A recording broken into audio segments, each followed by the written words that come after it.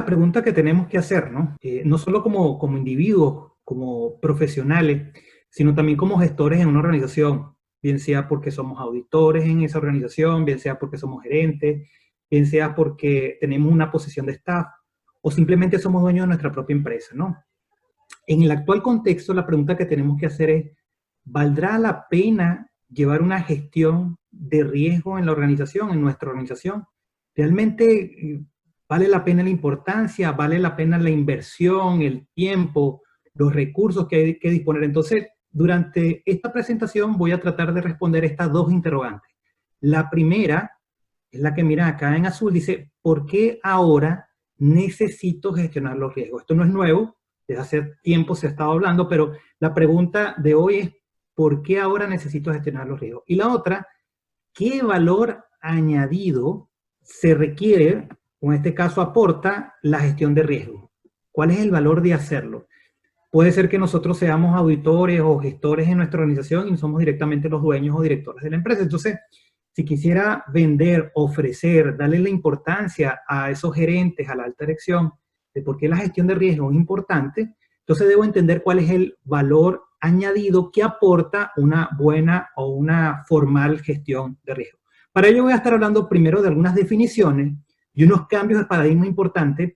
Veo que hay gente posiblemente anotando, entonces vayan anotando porque voy a dar muchos tips de aquellas personas que necesitan que definitivamente la gerencia o su organización realmente le vea la importancia a la gestión de riesgo, porque voy a lo mejor a justificar el hecho de hacerlo.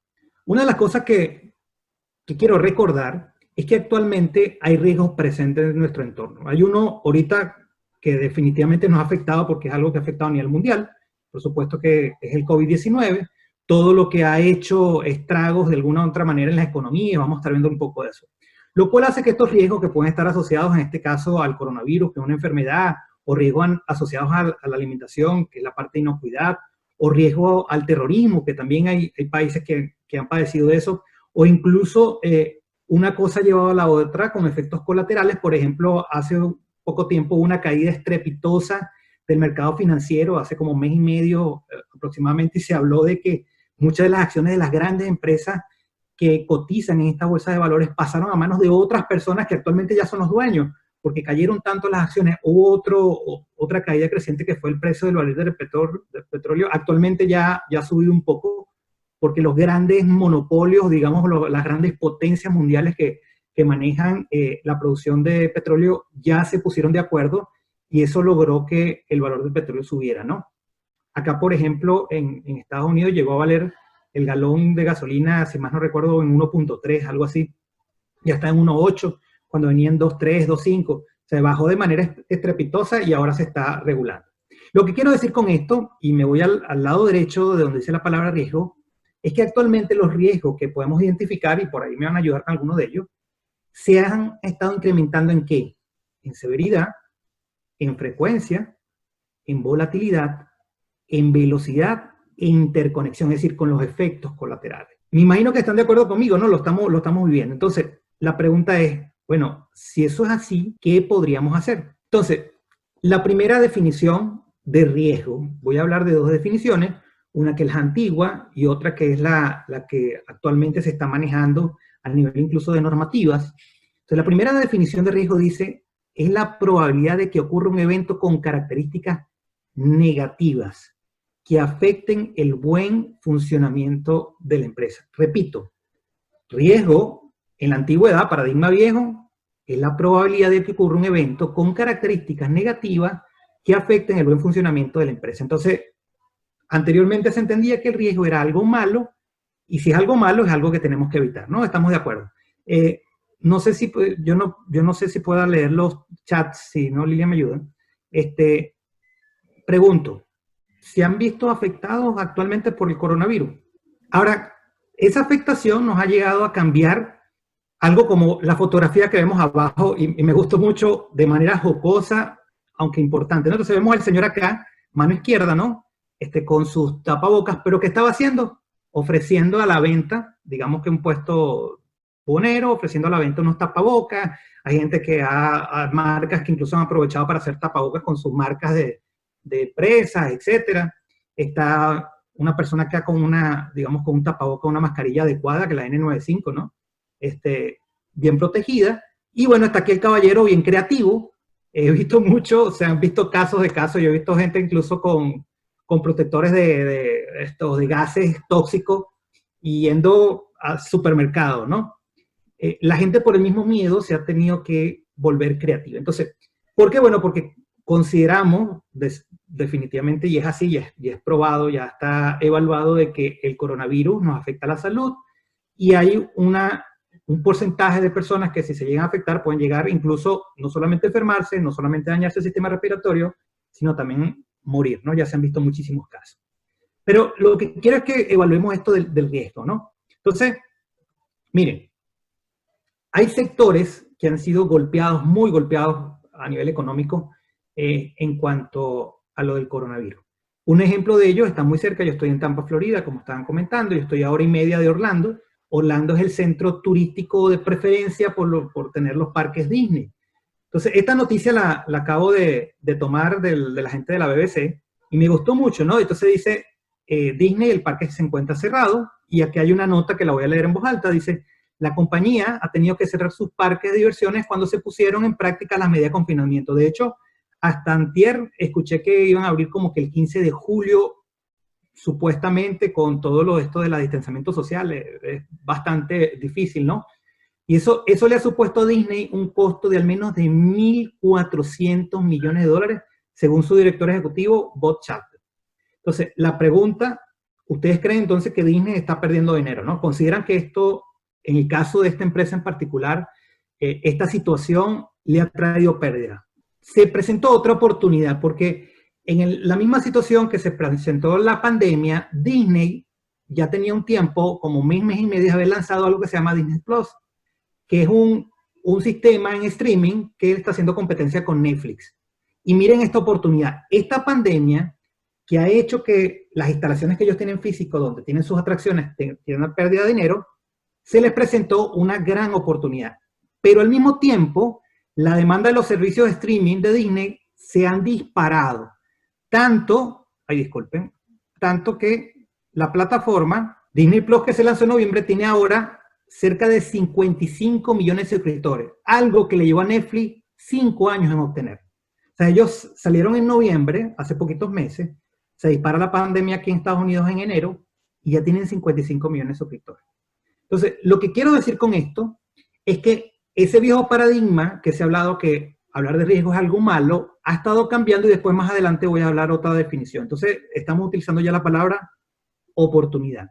Lo que quiero que vean es que la gestión de riesgo definitivamente, y es una de las conclusiones que vamos a llevar, actualmente es importante llevarlas, porque no solamente vamos a evitar lo malo, sino que podemos identificar y aprovechar lo bueno, es decir, lo que vamos a llevar como oportunidad. Un caso sencillo, Disney. Pero vamos a ver, habrá otros sectores. Si empezamos a hablar de cosas malas, bueno, estaremos hablando mucho turismo, aviación, etc. Voy a tocar las cosas buenas. ¿Y qué sectores actualmente, por esta situación de riesgo, de daño, de peligro que se ha generado a nivel comunitario, a nivel global, habrán otras empresas que estarán ganando dinero? ¿Cuáles creen ustedes? A ver, por favor, vamos a hacer una encuesta rápida. Coloquen ahí en el chat cuáles creen ustedes, qué empresas sí están creciendo a pesar de esta situación. Entonces pueden colocar ahí en el chat, vayan colocando, vamos a ver si coinciden sus conocimientos o la información o las noticias que han recibido o lo que ustedes consideran con respecto a una noticia también que conseguí en BBC. Entonces vayan colocando en el chat a ver cuáles son las empresas que ustedes creen o los sectores que creen que en esta situación que ha sido tan fuerte le han sacado provecho. Tienen la presentación ahí, ven una persona haciendo con las pantallas, nosotros somos prueba de ello, pero no somos nosotros como organización, aunque hemos sacado provecho desde el punto de vista de conexión y interacción con las personas. Pero desde el punto de vista de negocio rentable, es la plataforma con la cual nos estamos conectando, que en este caso sería Zoom. Entonces, ¿cuáles son las empresas? Hay muchas, pero voy a hablar de alguna de ellas, las tienen ahí en la presentación. Por lo menos, y no sé si tocaron el punto de farmacéutica. Todas las empresas farmacéuticas, incluso que utilizan, digamos, sistemas especiales para crear vacunas, ahorita han tenido un crecimiento exponencial. Toda aquella que diga, yo quiero investigar y tengo alguna posible solución, van inversores y le ponen dinero, van los gobiernos y le ponen dinero y le compran la posibilidad, no tienen la vacuna todavía, de desarrollo de vacuna. Inovio, Moderna son empresas de ellos, Novavax, Regeneron Farmacéutica, o sea, han crecido de una forma exponencial. Toplock, que es el mayor fabricante del mundo de guantes médicos. ¿Por qué? Bueno, porque se presentó la pandemia, están los guantes, igual que la gente que hace las mascarillas. K12 acá en Estados Unidos se conocía mucho y ahora se conoce más porque es una plataforma virtual de e-learning para los niños que está en la parte básica, middle school, y puedes graduarte, ¿verdad? Y utilizan K12 como enseñanza. Incluso te dan materias básicas y te enseñan. Ya no son los tutores que van a casa, ni los profesores que van a casa, sino lo hacen en línea. Crecimiento exponencial. Zoom Video, Teladoc, Netflix, tanto así que ya sacan listas, más de uno de ustedes habrá recibido algunas listas, de cuáles son las películas que son importantes, que nunca debes de dejar de ver en tu vida, y aprovecho ahorita que estás en tu casa en Netflix lo puedes ver, ¿no? Amazon, lo dijeron, Amazon ha tenido también un crecimiento exponencial por esto de los envíos en línea, aunque ellos también han tenido que crecer en personal y también han tenido que invertir mucha plata, mucho dinero en esto de las protecciones personales y el distanciamiento social, ¿no? YouTube también ha tenido buenos movimientos, pero no ha sido tan ganadora como otras empresas. Entonces, ¿qué nos trae esto a colación? Insisto, que esto del riesgo y la gestión del riesgo y todo lo que puede suceder que no está bajo nuestro control y que podemos tener planes de acción, lo están aprovechando aquellas empresas que han estado como preparadas. Probablemente no pensando en una pandemia, pero sí sabiendo que en algún momento, por ejemplo, las empresas tecnológicas iban las personas o las empresas a emigrar. Se habla que la pandemia adelantó, se hablaba que en el 2025 íbamos a tener muchas plataformas en línea, la gente iba a estar haciendo en línea, y esta pandemia ha hecho que se haya reducido la brecha por 4 años. Es decir, que dice que el cierre del 2021, realmente el planeta va a estar preparado para usar con mayor frecuencia, con mayor normalidad, el uso de la tecnología, por ponerles un ejemplo. No solamente es el entorno, ¿no? El entorno está compuesto por algo que llamamos grupos de interés o partes interesadas, en inglés se llama stakeholders. Entonces, cómo estos grupos de interés realmente tienen, valga la redundancia, valga la palabra, interés en que las empresas realmente estén controlando su riesgo. ¿Qué grupos de interés pueden estar presentes? Y vamos a tomar el ejemplo, me ayuda Lilian que está leyendo el chat. Voy a dar algunas cosas con algún grupo de interés y ustedes me van a decir qué interés pudiese tener con respecto a algo que estamos viviendo en común, que es el COVID-19. Por ejemplo, ¿qué interés podría tener un empleado que está trabajando en una empresa actual y la empresa le está diciendo, mira, tienes que venir a trabajar? Si estamos hablando del COVID-19, ¿qué interés tendría el empleado, que el colaborador? ¿Qué necesitaría él para decir, no, si voy a ir a trabajar? Colocan por lo menos en el chat, ahorita que hay algunos países que están dando la apertura, ok, yo estaba en mi casa, me están diciendo que voy a trabajar, pero ya, espera. ¿Qué interés podría tener él? Muy bien. Entonces, claro, yo como empleado necesito el dinero, mi ingreso, que por algo estoy haciendo ese trabajo, pero no me quiero ir a enfermar. Entonces, como parte interesada, estoy interesado, sí, yo estoy disponible, dispuesto a ir a trabajar, sí y solo sí. Hay ciertas precauciones, muchos nombraron la parte de seguridad y salud, que son unos temas importantes que vamos a estar desarrollando luego de estos temas de hora de entrenar, ¿no? Se lo vamos a decir ya al final. Pero una de las cosas que estamos viendo es que esta parte interesada, una de tantas, realmente está asociada a esto, el COVID le está afectando, yo necesito el trabajo, pero hay unas reglas de juego para que yo pueda hacer mi trabajo. Vamos con otra. A ver, por ejemplo, una parte interesada externa, el gobierno, con respecto al COVID-19. ¿Qué estaría interesado en cuanto a las empresas, a la parte del empleo, del trabajo, a las empresas cómo deberían operar? ¿Qué saben? ¿Qué debería estar dictando el gobierno? ¿Estaría interesado en el control del COVID-19? ¿Por qué? Colocan en el chat, a ver, van leyendo a ver qué podemos ver ahí. Cobro de impuestos, dice Maya González. Que no cierren porque los impuestos disminuyen. Estabilidad social, nos indica Raquel. Fiscalizaciones, seguridad, estabilidad social y sanitaria. Economía del país para conservarla. Los impuestos que deben recibir con todos los protocolos. Proveer de los básicos. Cumplimiento a leyes, dice Adilia Baltodano. Cumplimientos de requisitos legales para mantener la economía. Nos comparte Mira, todo lo que estás diciendo son cosas importantísimas, de las cuales una parte interesada externa haría presión para que la empresa realmente, bueno, sí, mantener los puestos de trabajo, estés abierto, pero no quiero que los empleados o los trabajadores o los colaboradores que vayan a tu empresa se vayan a enfermar, porque me se genera un problema sanitario desde el punto de vista público, ¿no? Con los hospitales, etcétera. Entonces, estoy interesado en que abras, en que opere, pero bajo ciertas condiciones. Ahora pregunto, ya para cerrar este punto, o sea, lo que quiero traer como ejemplo es que los grupos de interés o partes interesadas, bien sea interno de la empresa o externo respecto a un punto en común, en este caso del COVID-19, están haciendo presión sobre las organizaciones para que sigan ciertos procedimientos, hagan ciertas acciones, realmente tengan ciertas respuestas. Ahora pregunto, un cliente de cualquier tipo de producto, póngalo comida, zapatos, ropa, con respecto al COVID-19 y con respecto a la organización, ¿qué pudiese estar exigiéndole a la empresa para yo comprarle ese producto? Un paréntesis con lo que acaban de decir, es muy cierto, acá en Florida ya comenzó la etapa número 2 del día viernes ayer, y tú ves las peluquerías llenas, en verdad, las mujeres yendo a hacerse su pedicure, su manicure, está implícito, pues son clientes, hay un servicio que tiene que ver con la belleza corporal, y le están sacando provecho. Ahora, lo que quiero decir es que muchos de ustedes hicieron opiniones distintas respecto a la seguridad, por lo menos, del producto, pero también a la no especulación, es muy cierto. Empiezan a agotarse las existencias de ciertos productos y lo que yo no quiero es que abusen. De hecho, Amazon tiene una política de no abuso, y eBay también, y han tenido que el uso de la mascarilla, los desinfectantes, etcétera, que se acabaron. El papel de toilet, papel higiénico, no sé por qué, pero bueno, se acabaron también. En algún momento eso escaseó, el agua también, y luego, bueno, ya se han estado reponiendo los inventarios. Pero lo que quiero decir con esto es que diversas partes o grupos de interés relacionados a una empresa, como lo vemos ahí en la gráfica, bien sea proveedores, sociedad, gobierno, acreedores, clientes, propietarios o los dueños, gerentes, empleados o colaboradores, tienen interés en que esos riesgos identificados de alguna otra forma la empresa empiece a controlar. O sea, ya no es algo que de repente sea el CEO o el dueño que diga, bueno, ¿qué riesgo puede ser? No, resulta que ya el entorno interno y externo, el contexto de la organización, me está llevando un camino importante que tenga que identificar y controlar y gestionar esos riesgos, porque puedo, ¿qué cosa? Desde el punto de vista de empresa, ¿cuál es el interés que tiene la empresa con todos estos grupos de interés?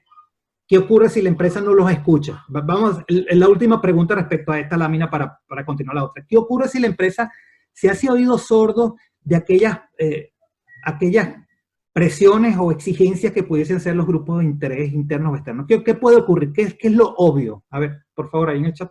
Si estamos dispuestos, queremos, o incluso si ya tenemos nuestra organización y lo queremos mejorar, nuestra gestión de riesgo, una de las cosas importantes que tomamos en cuenta son los grupos de interés. ¿Por qué? Porque lo acaban de decir, hacernos los oídos sordos, no saber lo que quieren, no evaluar esos grupos de interés con respecto a lo que nosotros hacemos en la organización, cómo puede afectar nuestro negocio y cómo nuestro negocio afecta a ellos, puede ocurrir todo lo que ustedes mismos acaban de colocar en el chat. Es lógica. Entonces, como les decía, una gestión integral de riesgo toma en cuenta las dos variables. Primero, la identificación de los riesgos, qué riesgos están en el entorno, qué riesgos son propios de la organización, qué riesgos pueden estar externos, etcétera, etcétera. Hay metodología. Este tema en particular lo voy a estar hablando de una manera un poco más genérica, pero luego hay metodologías que nos permiten, de acuerdo al giro del negocio de la organización, poder definir con mayor detalle los riesgos, ¿no? Porque no nos alcanzaría el tiempo, sino que lo que queremos ahorita es que conecten la importancia de una gestión integrada de riesgo. Entonces, esta foto que ven aquí en la parte inferior es la alta dirección, donde está llevando una gestión integrada de riesgo y está tomando en cuenta dos factores importantísimos que lo acabamos de nombrar. Primero, identificación de los riesgos, aquí al lado izquierdo, y esas partes o grupos de interés internos y externos, ¿verdad?, que están ejerciendo cierta presión, que tienen ciertas necesidades y expectativas. Entonces lo está tomando en cuenta para llevar su gestión integrada de riesgo. Entonces, vamos a pasar a la definición actual. La definición número 2 respecto al riesgo. Habíamos dicho que al principio lo había visto como algo malo, ahora vamos a ver cómo podemos tener una nueva definición, y acá la voy a leer. El efecto de la incertidumbre sobre la consecución de ¿qué? De objetivos. Donde el efecto es una desviación positiva y o negativa respecto a lo previsto. donde la incertidumbre es el estado incluso parcial de deficiencia de la información relativa a la comprensión o al conocimiento de un suceso, de sus consecuencias o de su probabilidad, y los objetivos pueden tener diferentes aspectos financieros, etcétera, y se pueden aplicar en diferentes niveles estratégicos por proyectos operativos. Entonces, esta definición que es la actual, y ahora anótenla, borren la anterior, y ahora riesgo tiene que ver con el efecto de la incertidumbre sobre la consecución de los objetivos. ¿Cuál es lo que hay identificado? Entonces, el riesgo dependerá de los objetivos y estrategias de la empresa. ¿De dónde estoy sacando todo esto? Bueno, la nueva norma ISO 31000, que es el marco de referencia que estoy utilizando para esta presentación, ya lo define de tal manera. Lo cual entonces empezamos a borrar que riesgo es algo malo, y resulta que riesgo me puedo tener dos factores, un lado positivo, un lado negativo, y ambos debo evaluarlos porque pueden tener un efecto a futuro con respecto a los resultados de mi organización. Hasta ahora estamos claros. Miren, un ejemplo nada más, marco de referencia, no estoy diciendo que sea la única cosa que tenemos que seguir, pero es un marco de referencia mundial, una norma estándar, actualmente la ISO 31000-2018, donde entendiendo todo lo que acabo de explicar, lo colocaron en la norma. Entonces se habla de liderazgo y compromisos desde el punto de vista de decisión de dirección gerencial, que es el marco de referencia, habla de unos principios, que es la creación y protección del valor, el valor como la organización, lo que yo entrego, lo que yo sirvo, lo que le doy a mis clientes, cómo todo eso es integrado, estructurado, adaptado, inclusivo, dinámico, entre otras cosas. Y acá el capítulo 6 habla, digamos que el proceso para poder, bien sea identificar esos riesgos, analizarlos, valorizarlos y darle un tratamiento específico, y de acuerdo a ese tratamiento me va a tener un resultado, y ese resultado yo sabré si es malo o es bueno. Lo que llamamos el apetito o el riesgo residual, el apetito del riesgo residual que nos queda, y bueno, decidiré si realmente eso lo puedo controlar o no, ¿no? Entonces, como conclusión, o primera conclusión, cuando hablamos entonces el tema de que la gestión de riesgo debe llevarse a nivel de dirección, ¿qué lleva la dirección? La estrategia. Entonces, de ahora en adelante, cada vez que ustedes quieran plantear la gestión de riesgo en su organización, tienen que recordar que eso se debe manejar si se quiere llevar bien, si se quiere realmente atender la parte de los riesgos y la parte de los grupos de interés, tienen que llevarse a nivel de estrategia.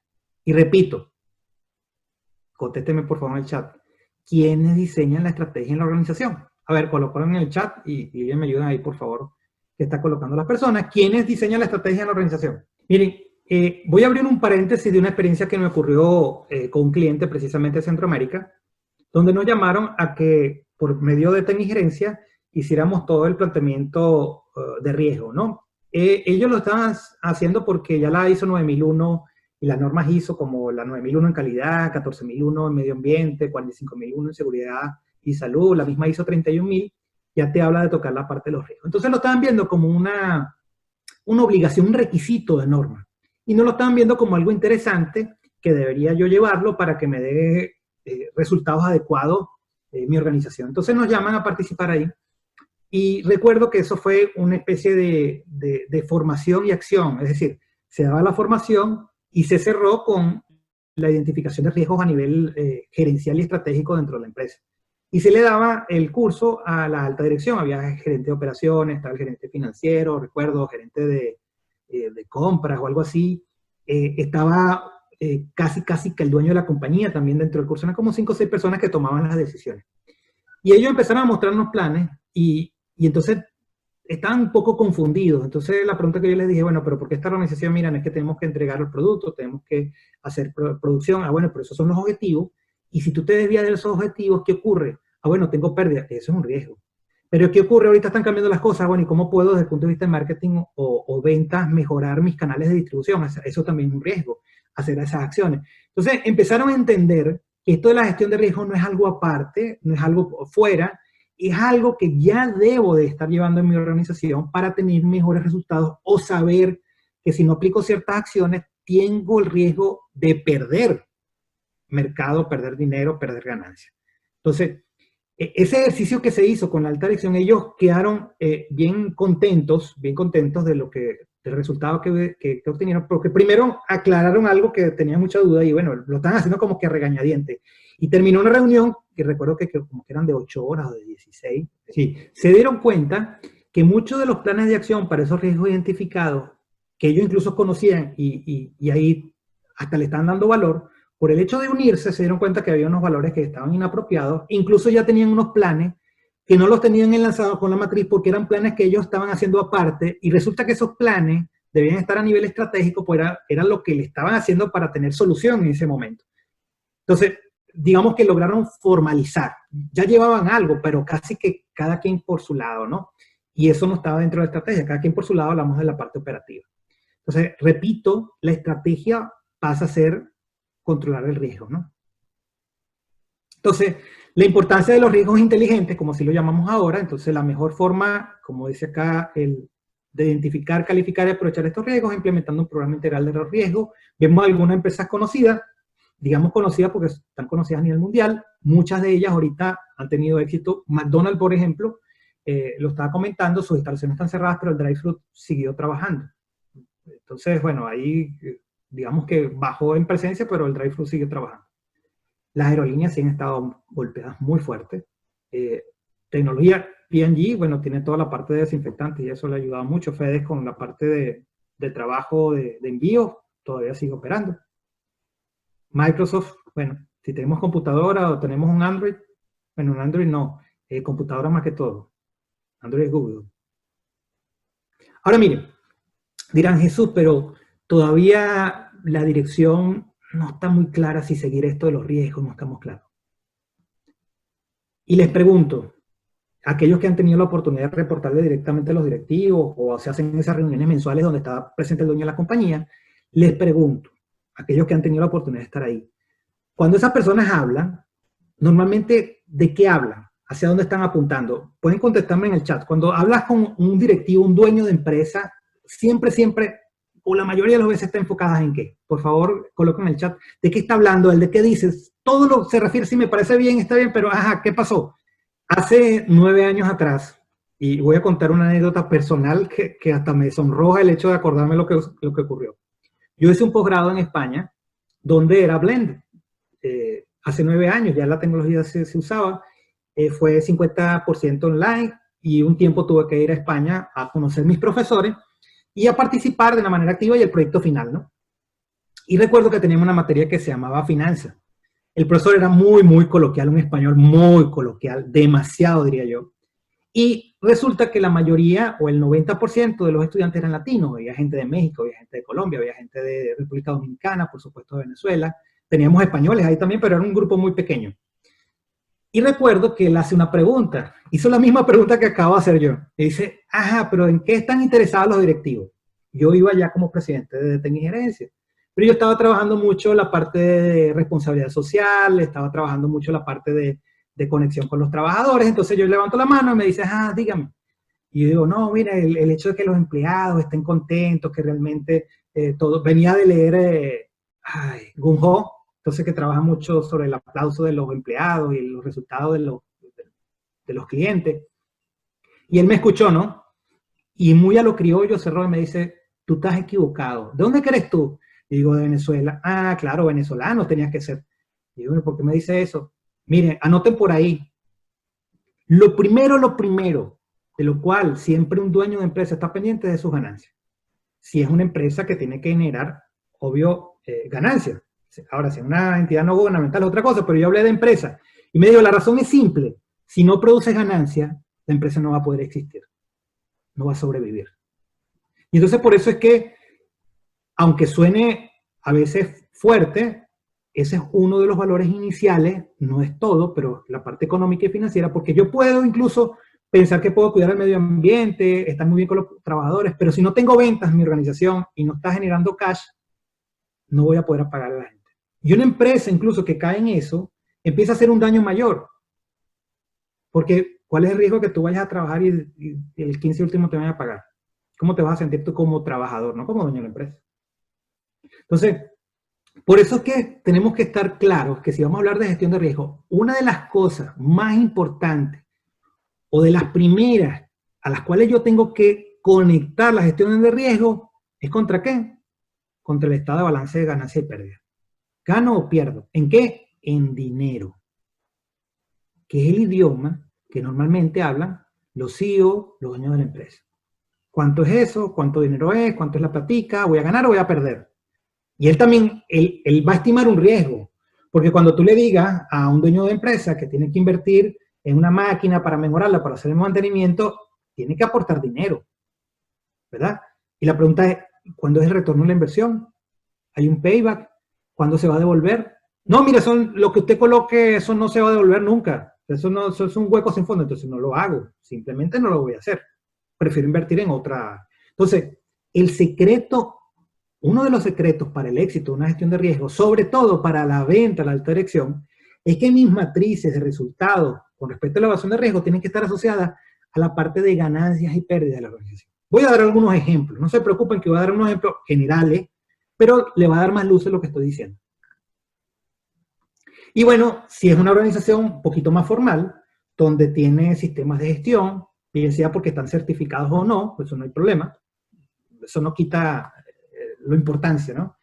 A lo mejor en mi organización ya hay sistemas de calidad, sistemas de responsabilidad social empresarial, sistemas de gestión ambiental, sistemas de seguridad y salud ocupacional, entre otras, y eso me fortalece. Yo puedo sacar información de esos sistemas que actualmente ya por normativa me piden que haga la evaluación de riesgo y tomar información.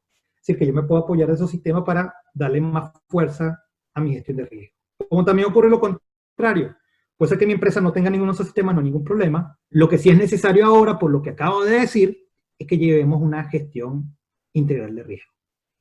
Voy a explicar entonces algunas herramientas de gestión de riesgo muy básicas, hablando del concepto tradicional y hablando del concepto estratégico, para que digamos que nos vayamos un poco más claros ya en esta masterclass sobre lo de la gestión de riesgo, ¿no?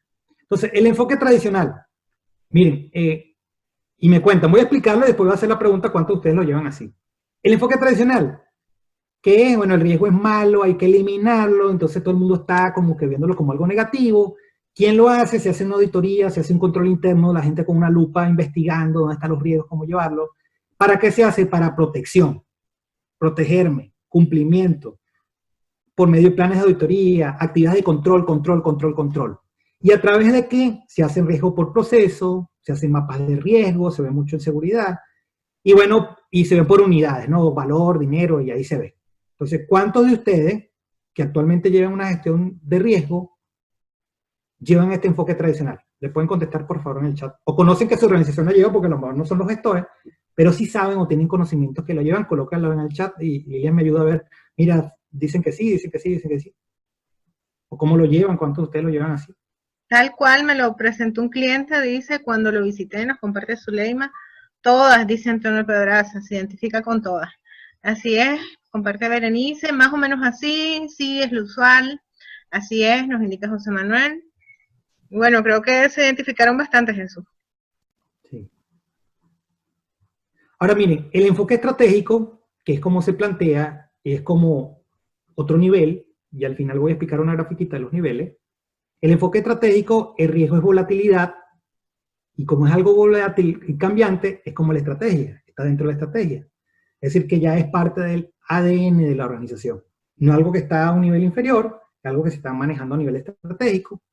Entonces los riesgos se manejan por región, por sector, por departamento, se toman decisiones ¿para qué? Para el cumplimiento, protección, hay una planificación estratégica, se evalúa el apetito, los límites de riesgo y se hacen planes de auditoría asociadas a ello. Entonces los riesgos es por objetivo y esto es como una especie de balance scorecard donde si yo estoy manejando mi organización a nivel de balance scorecard y tengo mis objetivos estratégicos ahí, puedo saber entonces cuáles son los riesgos que están asociados a esos objetivos. Y hago una evaluación, como ven estas campanas acá, la curva campana, y entonces yo puedo estar evaluando mi posición al riesgo donde, dependiendo si es del lado izquierdo de la parte central, bueno, yo tengo una evaluación negativa, y si es del lado positivo o derecho, tengo una evaluación positiva desde el punto de vista de ganancias antes de impuestos. Es decir, que yo manejo una herramienta que me puede ayudar a cuantificar financieramente esos riesgos y a tomar una decisión de si ese riesgo se está llevando bien, si va a traer pérdidas, si va a traer ganancias, si va a tener que plantear una acción, si no tomo una acción, ¿qué va a ocurrir? ¿Cómo me va a afectar? Entre otras cosas. Entonces, el enfoque estratégico, tal cual como lo plantea una ISO 31001 que lo mostré en la presentación anterior, se habla del contexto, toma en cuenta los objetivos que están asociados precisamente a las partes interesadas, sus necesidades y expectativas, y entonces también tiene que en cuenta, entre ellos el gobierno, las leyes, tiene que ver con la parte del entorno, tiene que ver, bueno, con la parte financiera, y se sigue el procedimiento de identificación de riesgo, de cuantificación, de toma de decisiones y de seguimiento y medición. Entonces yo puedo tener un ejemplo, un enfoque estratégico, donde tengo los riesgos asociados a ciertas áreas o departamentos de manera individual, donde tengo unos valores y unas acciones que estoy haciendo y unos responsables de esas acciones, y esos riesgos individuales se están juntando o se están asociando con los mapas estratégicos o mapas de riesgo, donde esos mapas estratégicos tienen una evaluación matemática, donde como de alguna u otra manera me pudiese estar afectando las ganancias y pérdidas de la organización. Si me está dando ganancia, entonces es un riesgo positivo, que es una oportunidad que puedo tomar, y si me está dando pérdida, bueno, ¿qué puedo hacer para que esa pérdida sea menor? Rápidamente, por decirlo así, ¿no? Ojo, para que lleguen a este nivel, hay ciertas fases que hay que seguir y hay un tiempo de madurez que lleva la organización. Entonces, lo que estoy diciendo, gestión riesgo básico, esto lo hace toda empresa que entra, lo hace sin querer queriendo. Gestión de riesgo básica, tengo que cumplir con la ley y tengo que tener seguros para protegerme como organización. Si no los tengo, a lo mejor no existo, si me pasa algo, desaparezco. Seguros contra incendio, depende de la operación, seguros del personal, cumplimiento, las leyes ambientales, las leyes de operación, las leyes comerciales. Esto es lo básico que todo el mundo lleva y sin querer queriendo lleva una gestión de riesgo básica. Bueno, puedo tener un nivel intermedio, ya estoy un poquito más maduro, si notan acá es a medida del tiempo. Entonces la gestión tradicional, que fue la que expliqué inicialmente, solo es escenarios y eventos, se hace listado de riesgo, el riesgo individual no está integrado con los otros departamentos, no hay una conexión, y hay decisiones solamente de mitigación.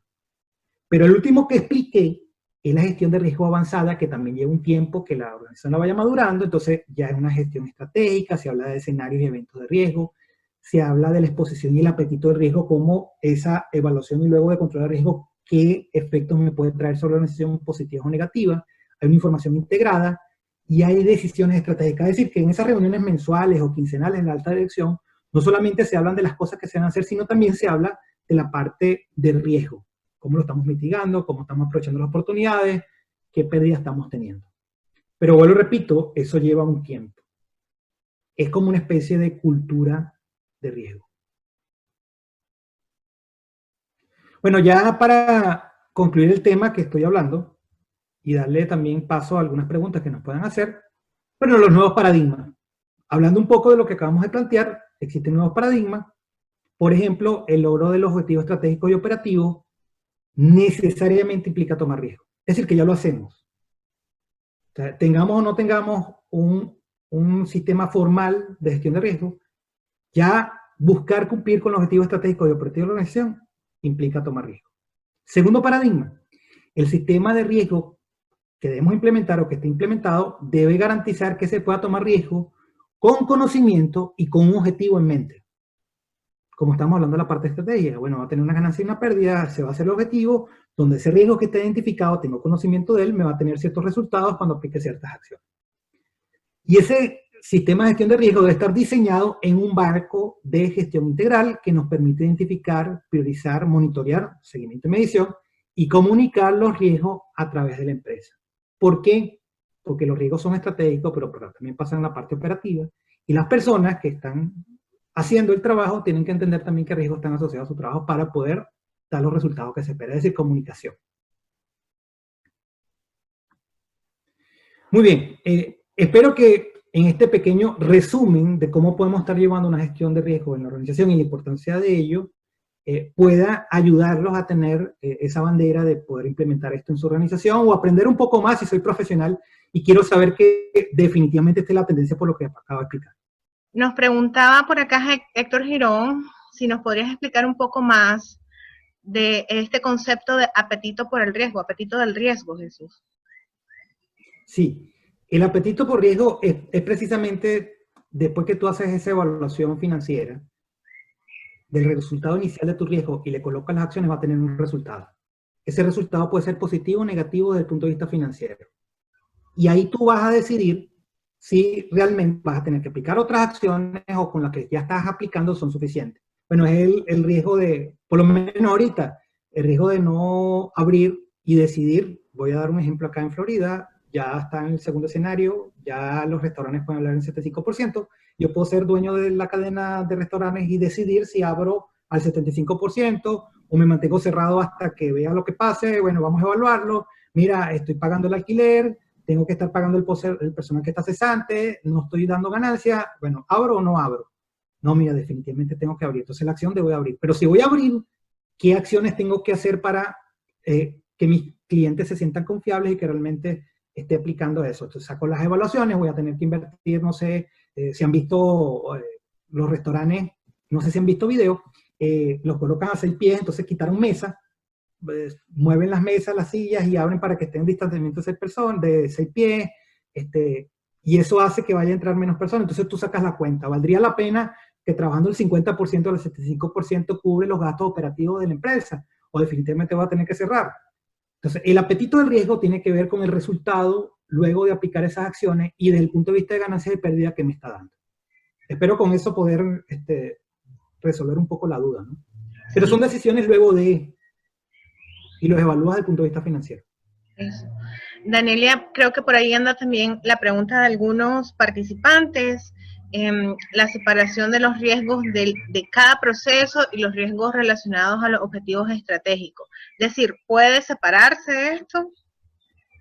Ok, acuérdense que los riesgos estratégicos están asociados con los objetivos estratégicos. El objetivo estratégico es lo macro de mi organización.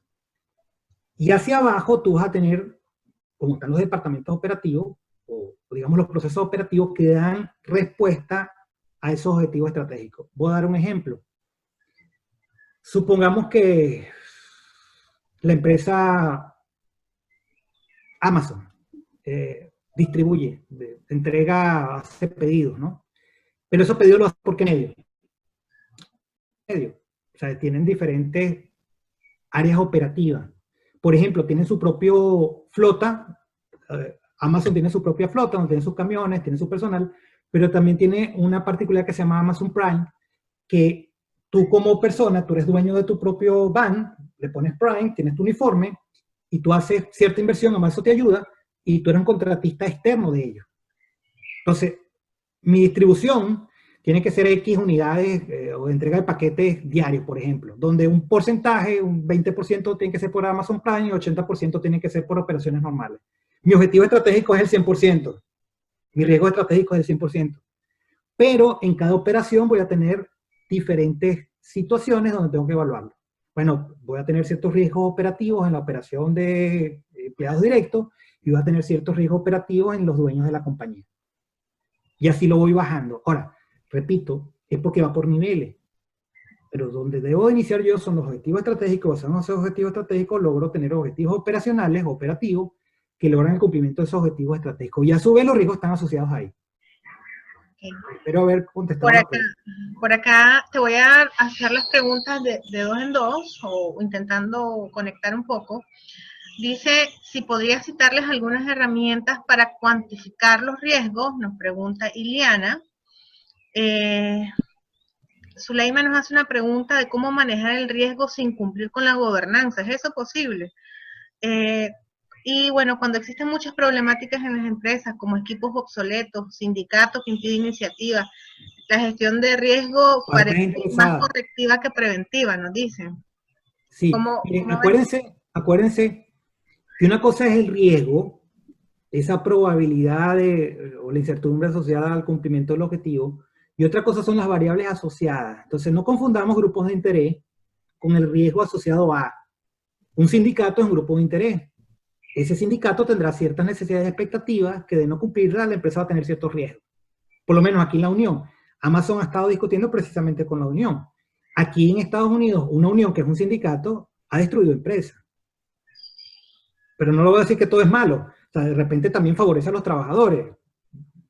Depende. Pero, repito, lo primero que tenemos que clarificar es los grupos de interés, y esos grupos de interés tienen ciertas necesidades y expectativas que de alguna otra forma se van a plantear a la organización y pudiesen ser riesgos para ella de no cumplir esas necesidades y expectativas dependiendo de cómo eso me afecta a mí como organización. Entonces, eso es lo primero, ¿no? Para no confundir los riesgos con los grupos de interés. Zuleima hizo una pregunta, todavía no la entiendo mucho, de cómo cumple los riesgos. Hay una separación de la gobernanza hacia la gestión del riesgo, pero si Pero lo no sé vemos qué es la desde el gobernanza, enfoque porque la gobernanza también estratégico, se entiende como gobernanza, gobernanza de la empresa, que es, digamos, las decisiones corporativas. Dentro de la gobernanza, si se refiere a eso, la gobernanza de la empresa o de la organización tiene que estar inserto la gestión de riesgo. De hecho, ya se habla de la gobernanza para la gestión de riesgo, donde tiene que haber una conexión con los CEO y otra conexión con los entes gubernamentales. Porque, por ejemplo, le voy a dar un ejemplo, acá en Estados Unidos, las empresas que son de base americana, pero tienen operaciones en otros países, tienen unas leyes que los rigen aparte.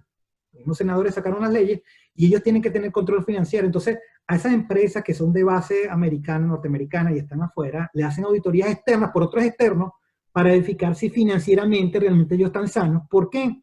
Porque en el 2008, cuando ocurrió la famosa burbuja hipotecaria, que también cayeron muchas empresas, a lo que empezaron a buscar sus libros financieros, ellos estaban escondiendo muchas cosas y decían cosas que no eran. Entonces, si tú vienes y voy a dar un ejemplo para ilustrarlo, tú vienes y dices que estás dando muchas ganancias y tú estás cotizando en la bolsa de valores. ¿Qué hacen los inversionistas que compran acciones en la bolsa de valores? Dicen que tu empresa está sana, que está ganando, y eso te sube el valor de acción en la bolsa. Entonces ganas más dinero en la bolsa financiera.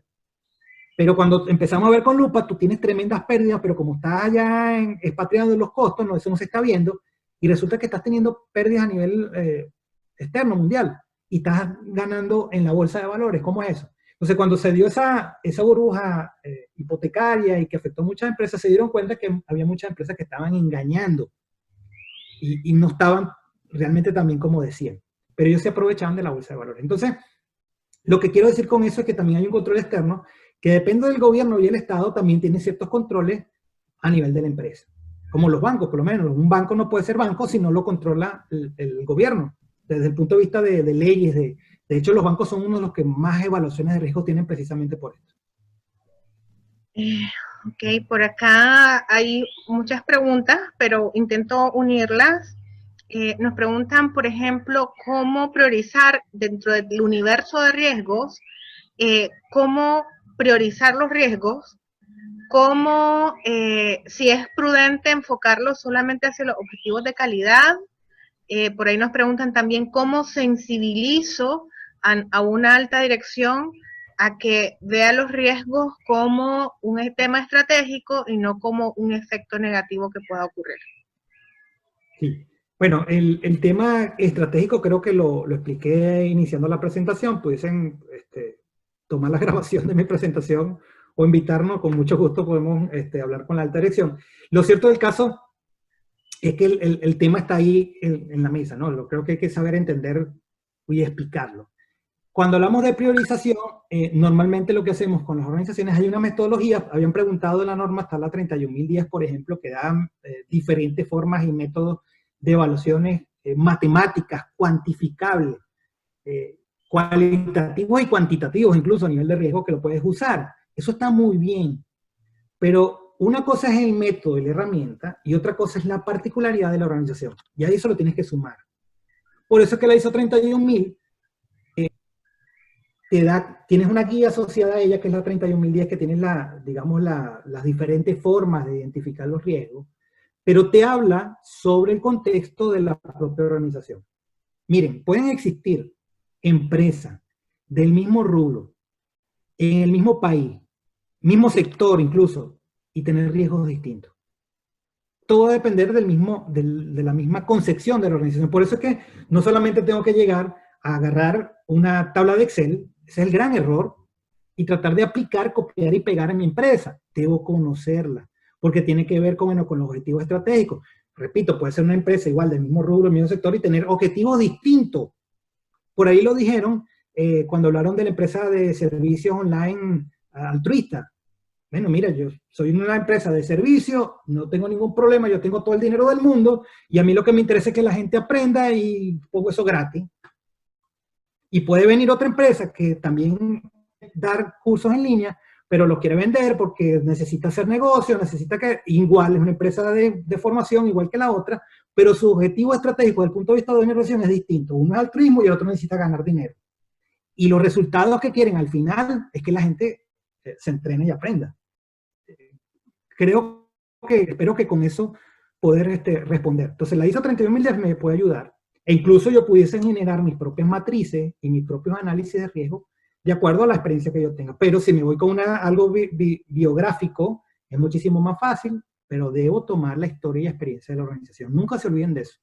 Leo 2 comentarios antes de continuar con las preguntas. Dice, felicidades Jesús Araque. Esto nos escribe Raúl Morones, nuestro querido amigo y facilitador. Saludos, ya. Felicidades Jesús, gracias por tu excelente exposición, bien soportada en las mejores prácticas y sobre todo experiencia profesional. Saludos y que continúen los éxitos. Por acá María González, excelente, demostración que la gestión siempre maneja riesgos. La idea es reconocerlos y preparar a tus colaboradores a participar en la ejecución de las acciones. Y bueno, siguen las preguntas. A ver, por acá. Bueno, dice Mari Prado, de su experiencia como auditora de gestión, de las cosas más comunes que encuentran las auditorías es que las organizaciones no viren a no presentar los riesgos por proceso. Tienen que abrir su mente hacia los riesgos del negocio. Por acá Dora Nelsis pregunta qué herramientas permiten medir y cuantificar los riesgos y cómo quedan entonces, con esto del apetito, me imagino, de riesgo, cómo quedan las matrices de riesgos operativos por proceso. Y bueno, más preguntas relacionadas a cómo identificar o gestionar riesgo de requisitos de clientes y partes interesadas. Básicamente creo que conciliamos diciendo cuál es tu recomendación en cuanto a los diversos métodos y herramientas de riesgo para lograr una gestión integral del riesgo. Sí, hubo alguien que hizo una pregunta bien interesante y no quiero confundirlo. El nivel que se ha dado ahorita, acuérdense que mostré, creo que voy a ir un poquito atrás, ya voy acá atrás, aquí, este nivel que ven aquí en la presentación, donde está la gestión básica, gestión intermedia y gestión avanzada de riesgo. Si ya yo estoy en la gestión avanzada de riesgo, que estoy hablando de riesgos estratégicos, etcétera, eso no quiere decir que yo he dejado de hacer lo anterior. Más bien, por hacerlo primero, la gestión básica, pasar al nivel intermedio, ya estoy a nivel de riesgo estratégico. Pero sigo haciendo mi riesgo operativo porque las operaciones siguen trabajando y tengo lo básico. O sea, obvio. O sea, estoy más avanzado porque ya la alta dirección habla de eso, y por ahí alguien preguntó que cómo sensibilizo la alta dirección. Cuando habla de una gestión de riesgo avanzada, la alta dirección está sensibilizada y ya sabe que eso lo está usando. ¿Sí me explico? Es decir, que la gestión de procesos, de riesgos asociados a los procesos, todavía lo mantengo, pero está a un nivel más inferior, donde los procesos operativos, que parte de los procesos productivos, ya los tengo con los riesgos, ellos me están ayudando, pero a nivel de estratégico está la cultura de decisión, a nivel de estrategia, de esos riesgos y cómo eso me puede afectar al global de la organización. Es la diferencia. O sea, no es que quiero decir que bueno, ya tengo la parte estratégica, ¿qué hago con los de los procesos, los votos? No, los tienes ahí y eso es información que va a ir a los demás departamentos y a su vez eso va a estar manejado por la dirección que ya tiene la cultura de que eso es importante. Y bueno, insisto, la ISO 31010 me puede ayudar y puede haber bastante bibliografía, ya hay bastante bibliografía en el mercado. La ISO 31000 como guía es excelente para poder plantear de manera formal una gestión integral de riesgo. Y repito, que es importante las herramientas cuantitativas y cualitativas, sí, y las voy mejorando al tiempo, sí. Pero lo más importante de todo esto es eso, la sensibilización de la dirección para que esos datos, pues yo me puedo buscar la bibliografía, la mejor bibliografía del mundo, el mejor software del mundo, están los números, y se lo presento a la dirección y no toman decisiones con respecto a eso, ¿qué estamos haciendo? No estamos haciendo nada. Entonces, aquí si están sensibilizados y le quieren sacar provecho y quieren mejorar cómo la organización reacciona a todo esto que me está afectando, pues bien. Y eso lo ven mucho cuando hacemos las auditorías, lo estaba comentando Mari Prado. Y lo ven por proceso y no lo han asociado todavía a los procesos de negocio, porque es que los procesos de negocio son los importantes. Y los procesos operativos es una parte. Yo puedo estar asociado solamente a un proceso operativo y de repente descuidar las ventas y la satisfacción del cliente. No sé, digo, hablando un poco de proceso. Depende del proceso que esté hablando. Pero un ejemplo. No sé si tienen dos más ahí para cerrar, Lilian, y será la masterclass. La recomendación de alinear una DOFA a una identificación de peligros, evaluación de riesgos y determinación de controles. Esa es la pregunta con la que cerraríamos acá de Jimena. Sí, de hecho para recordarle, y lo tenía como resumen y luego, como pusimos la foto, no lo dije, ¿no? bueno, como presidente, ahora voy a poner la gorra del presidente, más como facilitador, ahorita como dueño de la organización de Tecnigerencia, como presidente. Nosotros hemos hecho, ya con este el número 12 de horas de entrenar, y anteriormente habíamos hecho más que el programa de Catarsis. Lo que hemos querido hacer precisamente con todo este público tan querido que nos ha estado siguiendo y ha estado creciendo semana a semana, semana a semana, es precisamente, si ven, es mitigar ciertos riesgos. Entre ellos el conocimiento. Tengo conocimiento, puedo tomar mejores decisiones. Entonces, dentro de ellos había, mi amigo Víctor de México había hablado de la herramienta de la MEF, una herramienta extraordinaria para el análisis de riesgo, pero sobre todo está la MEF de proceso, MEF de diseño, y también lo puedo estar haciendo una especie de híbrido para AMEF estratégico. Pero para yo evaluar el contexto de mi organización, por ahí lo nombraron la DOFA, para saber cómo están mis debilidades, oportunidades y amenazas de la organización. Entonces, yo puedo tener diversas herramientas para tomar datos, conseguir información. Sí. Sin embargo, eso se tiene que plantear de manera que la alta dirección me pueda ayudar.